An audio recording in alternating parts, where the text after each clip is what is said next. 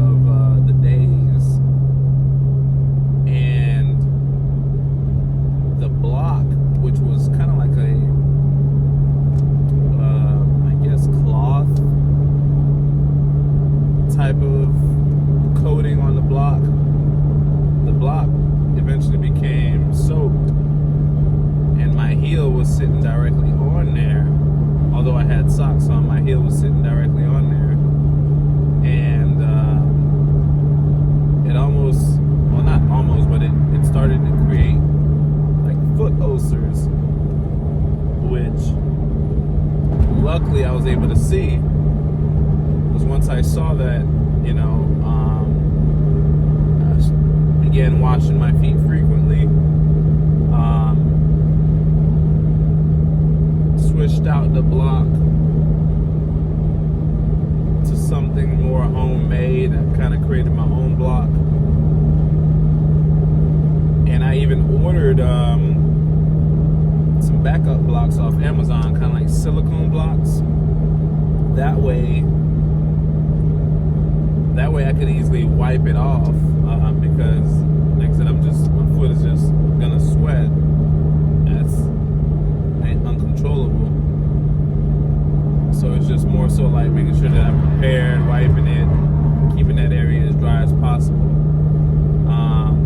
I also started putting Band-Aids on my heel, which kind of helps too, as far as like that being a direct contact point when my foot is reclined. So that way the Band-Aid protects my heel from the actual block, so it's not directly contacting it, and sweat is just not sitting, or it's not, my heel is not sitting on sweat.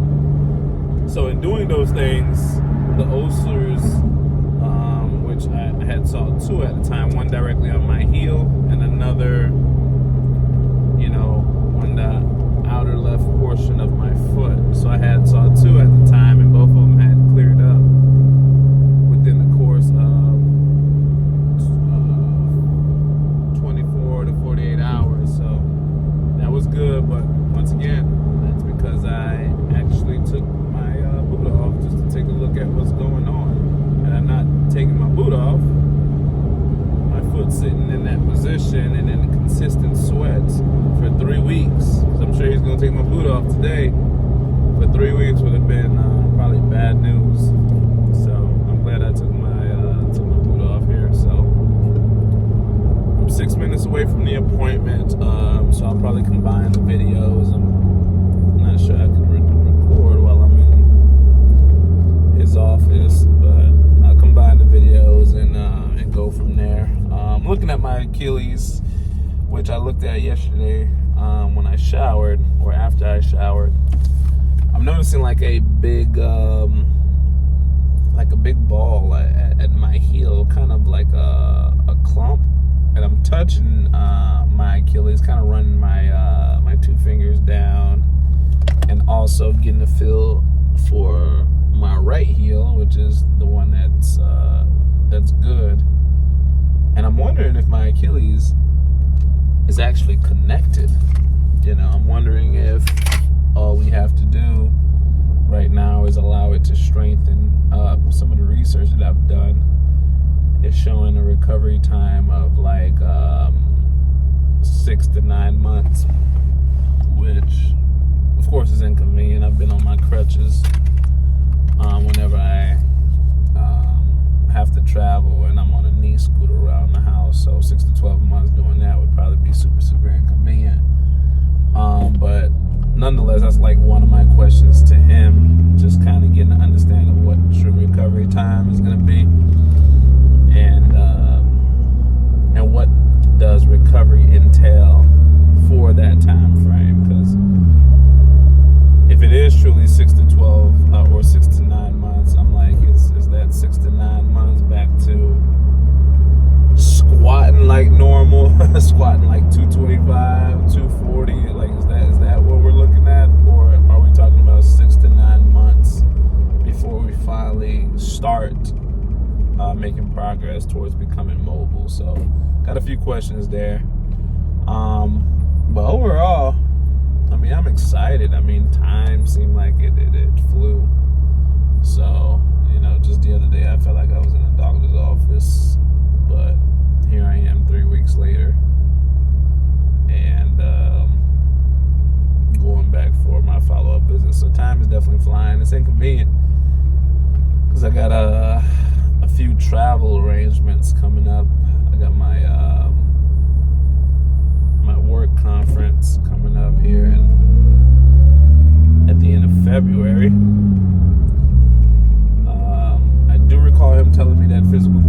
starts at the 6-week mark. So I'll be doing physical therapy by the time that that comes around. Fingers crossed. I'll be doing physical therapy by the time my work conference comes around. But I don't know what physical therapy actually consists of. So that's gonna be another one of my follow-up questions here. So I have that at the end of February, and I also have one of my older frat brothers. He's actually getting married. He's getting married in April, but he's having his bachelor party in March, the weekend of the 9th and 10th, I believe, in Columbia. So that'll be super exciting. I kind of already agreed to go. So in agreeing to go, not going will be inconvenient for so many different ways. It sounds like the guys are doing like a huge Airbnb, as well as housekeeping services and all that good stuff. So it's already going to cost us a few $100s a piece. I think this is a trip of about 12 to 15 people. So it's already going to cost us a few $100s a piece as it stands. So the last thing I want to do is not go and put more financial pressure on the guys that are going. So now. So overall, yeah, this season, as you can imagine, has been inconvenient, but nonetheless, we're here. We're here in two forms. We're here as in I just pulled in to the doctor's office, and also we're here as in we're in this season, so let's make the most of it.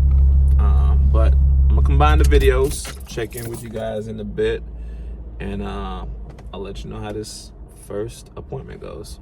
See ya. Just getting out the doctor's office here. Visit went well.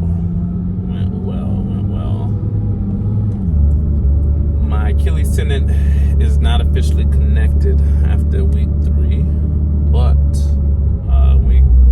he kind of did a sonogram again, or the ultrasound. I don't know why I keep saying sonogram. He did the ultrasound again.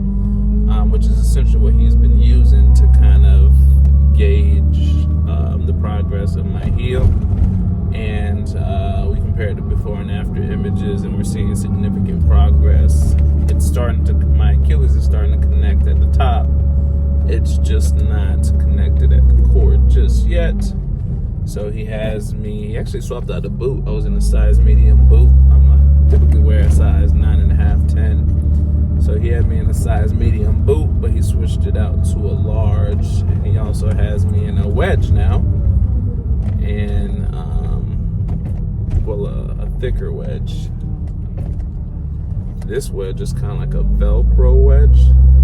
So the Velcro wedge here gives him the opportunity to, I guess, unvelcro the heel pieces as my progress continues. So I'm in a thicker wedge, bigger boot, size large. Feels a little different, feels a little uncomfortable. Of course, it's a new boot, so I gotta get used to it. And yeah, but everything is going well as far as the recovery. I was able to get my questions in. One of the questions that I asked is, how long is a typical recovery like this? And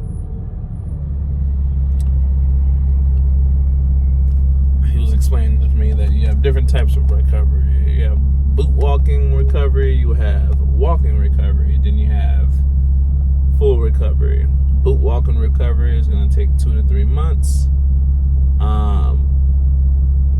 Walking recovery is going to be closer to 4 to 6 months. And full recovery is gonna put you at the year mark. So that's the timetable that I have to look to. Anybody else everyone who's been watching my YouTube page know during this time what I've been doing is I've been writing. I've been writing about my life. I've been writing about some of my downfalls, which now I have the opportunity to, to actually really sit down and hone in on my writing and hone in on my book. I told myself I was going to write this book years ago, and it was always an excuse. Too busy, too much going on, all kinds of stuff. But now that I don't have my natural hobbies being going to the gym, riding motorcycles, I don't have those to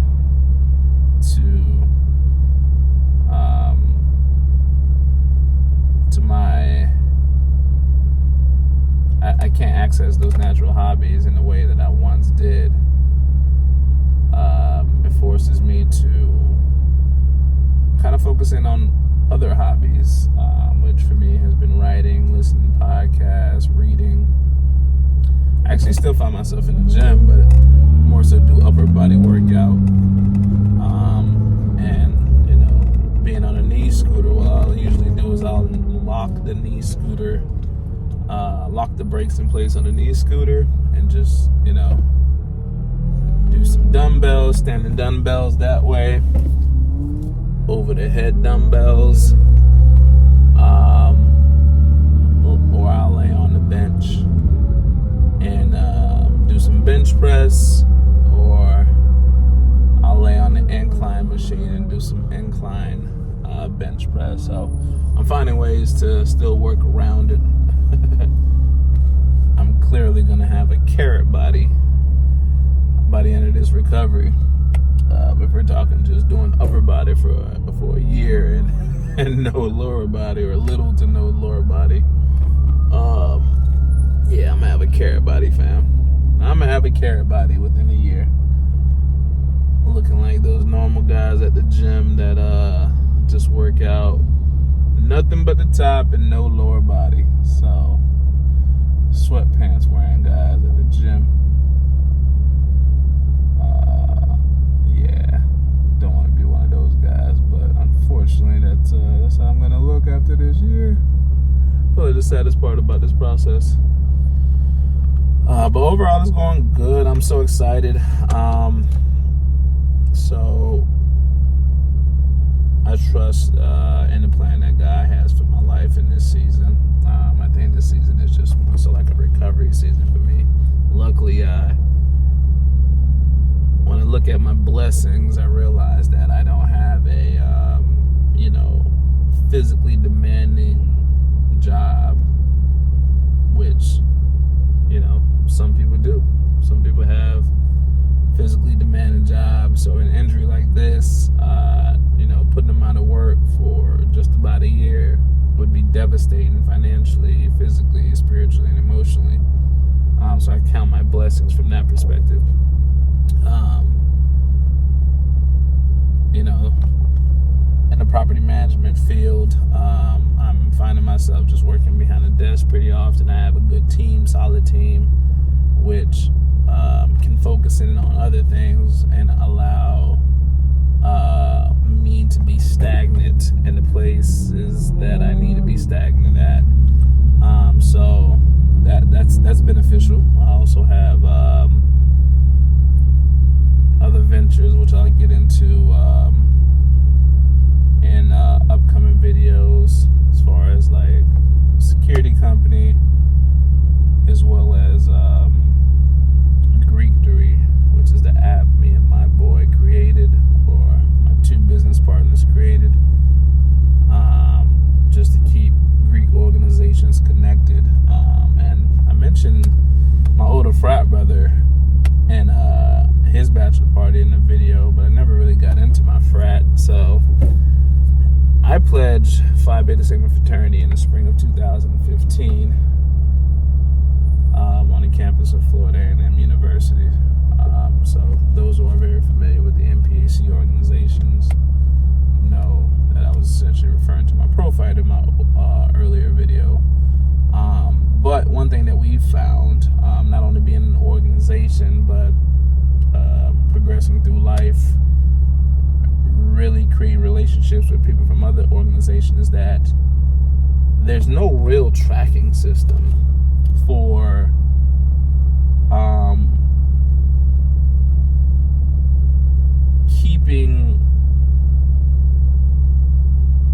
keeping updates of historical line that come through your chapters and stuff like that. For the most part, everybody uses just like a standard spreadsheet, and even that can be very difficult, but because with the standard spreadsheet, you're probably only updating it every time you're bringing in an intake line, and even when you're updating it, you're not necessarily going back and making any necessary edits from, let's say, the older members of the chapter. Like, you're not updating phone numbers if phone numbers have changed. You're not updating emails if emails have changed. You're not updating location, address if these things have changed. You're really just adding a new line. So essentially what we did is honing in on this problem. One of my business partners, which is my boy Renard, he's a Kappa. He pledged on the campus of University of Florida, and his boy Matt, which is another one of our business partners, he pledged Omega Psi-Phi on the campus of University of Florida. So they've known each other longer. I've known Renard for about 4 years, and I'm just meeting Matt, but he's definitely a stand-up guy, and because I've known Renard for so long and have so much trust in him, I definitely found it fit through prayer as well to go into business with our third partner, and Matt, based on Renard's judgment and the level of reliability that he's established in my sight during my time of knowing him. So anyways, in some of our initial discussion, we found that our chapters are all one and the same as far as like keeping spreadsheets of people who come into like our organization, and these spreadsheets not being updated. When we need to get in contact with somebody, we don't know who's holding what position, whether that be, hey, I need to get in contact with the treasurer of the chapter, vice president, president. We don't know who these current people are. And the reality of it is, once you get like 2 or 3 lines, maybe even 4, really close to the 4. Once you get 3 to 4 lines removed from your organization, we're talking about postgraduate. I mean, these guys will walk by you with letters, and you may not always know who this person is, which, I mean, it is what it is, but it shouldn't be what it is. So that's the reason why we actually created Greektory. Greektory is literally a social media platform that we developed to keep brothers and sisters connected forever. I'll actually make a separate video, screen sharing, and just kind of like highlighting Greektory and what we have to offer. But pretty much, it's an app form, right? So with it being an app form, the admin, whoever creates the house is what we call it. So it's like a virtual frat house. Whoever creates the virtual frat house for their organization, they're able to invite people on to their house, and people are able to request to be in their house. And people who are requesting to be in the house, of course, they would have to answer a few fraternal questions that the house admin would set. These are questions that these people should know. That way they're not getting random requests. These questions could be, hey, when were we chartered? Who were our charter members? Charter line, whatever the case may be. And once again, I'm just kind of like speaking for NPAC, but this app is not only for MPAC, it's unique to IFC, multicultural organization, pretty much the whole nine. So with that, people can create their own accounts. They'll keep their accounts updated, whether that be with their location, their email, their phone number. They self-manage these things. There's also a networking option, which I'll dive into as well. I'm actually in a drive-through line, so.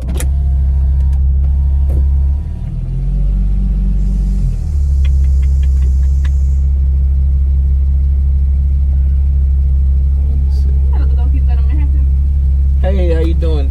Can I get a bacon, egg, and cheese bagel? What kind of bagel? Plain bagel? Yeah, I'm gonna do a plain bagel. What kind of bagels do you guys have? We have plain, everything, sesame, cinnamon. Oh, I'm gonna do a cinnamon bagel with that, actually. So that's a bacon, egg, and cheese, and a cinnamon bagel, right? Yeah, let me try that. Okay. And I'm also gonna do a. Do you guys have like a cappuccino, like a iced cappuccino of some sort, or? Iced cappuccino, what size? Let me do a medium size. You want sugar and cinnamon top? Yes. Okay. Is it kind of like a caramel cappuccino? You want caramel flavor? Yes. Okay, no problem. Okay. And that's it. So that's a bacon, egg, and cheese, and a cinnamon iced bagel, the medium iced cappuccino with caramel, sugar, and cinnamon top. Yes, that's correct. Okay, I'm still with them. Thank you. All right, thank you. You're welcome. Go ahead and grab my food here. I don't even know why I put up the window. Just to literally drive 2 seconds. And I'm gonna pull into the parking lot and enjoy this meal. I'm not gonna eat and drive. One day I'll be sponsored by the General or something. So, seatbelt on, park and eat, recording safely with my phone on the mount, getting prepared to be sponsored by the General.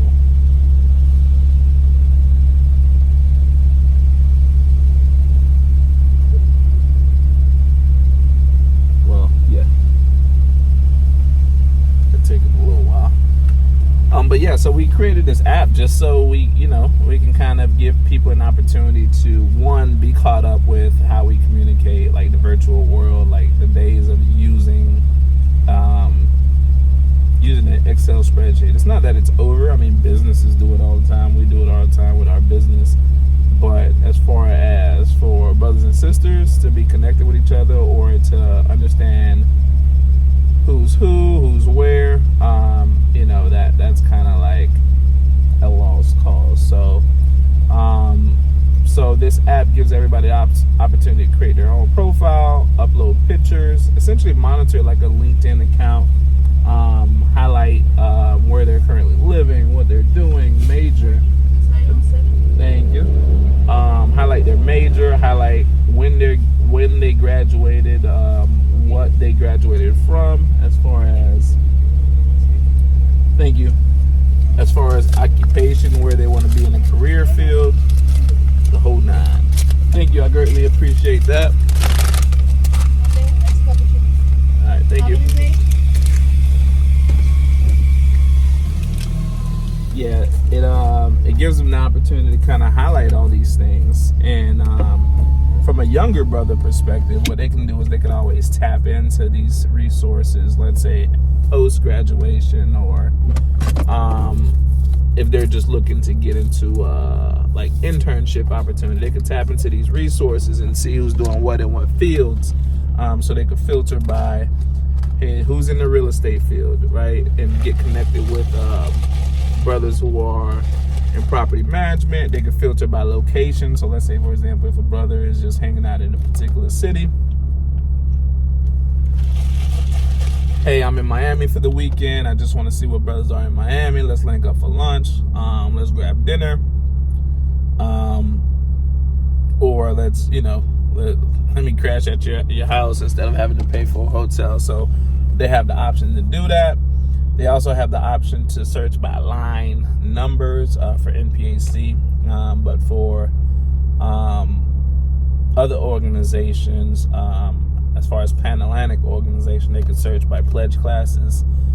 So if they want to see everyone who was in a particular pledge class or on a particular line, they could filter and see all the line, that entire line, everybody's profile, what they're currently doing, where they're living, stuff like that. So another good thing about the app is it gives us an opportunity to highlight via the admin. So the admin will always be able to highlight position, whether that be current position or former position. So let's say, for example, they can say that, hey, Joe Blow is the current chapter president, Jim Blow is the current secretary, Robert Blow is the vice president, and Jeffrey Blow was the former vice president in 2020, so on and so forth. So that way, like, brothers who are actively using the chat, whether that be from an undergraduate level, they can reach out to former chapter president, former secretaries, former vice presidents, just to kind of see, hey, we're looking to put on this event. We know this event is historical for the chapter. During your time, what did you do to put on the event, or how did you put on the event? Who did you speak to? What permits do we need? Stuff like that. So they could actually tap into people who held positions during those seasons, just to kind of see how they would go about that. So yeah, so that's Greek 3, and the goal is to really change the landscape of how we communicate with each other, reaching out to each other, leaning into nepotism as well. Obviously, anybody who's in the professional world knows that opportunities stem from very little of what you know compared to who you know. Having the opportunity to just contact somebody that you know in a particular career field, and let them know that you're looking to apply for a job, or you're looking to apply for an internship, or you're seeking a particular opportunity, and either having them connect you is much easier than your traditional, hey, go online and apply for positions. Not to say that nepotism always comes through, but if I were to put it on a scale, I would say definitely 80% of the time it does. 20% of the times, obviously you have to stand in the paint with your education or your professional history. But this app gives us an opportunity to kind of lean into nepotism in a very healthy way. If you're looking at it from a professional perspective, it also gives us an opportunity to just really connect. Like, sometimes, especially my frat brothers, these guys just like to kind of just act a fool in the chat, whether that be just talking politics, talking sports. I mean, you have different kind of frat brothers with different kind of interests, talking family, talking upcoming events. You have all kinds of frat brothers. So the app gives, just that general chat feature. So it's pretty much everything offered in your general iPhone chat. Well, not iPhone chat, but your general group me, because you have the option to schedule events. You have the option to upload pictures.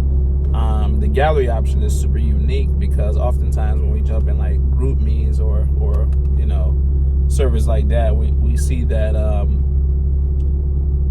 uploading pictures or memes kind of run into each other when you're looking at the gallery. Whereas this app, you can filter your memories. You can filter them based on, let's say, 2020 homecoming, 2020 football game, 2020 classics.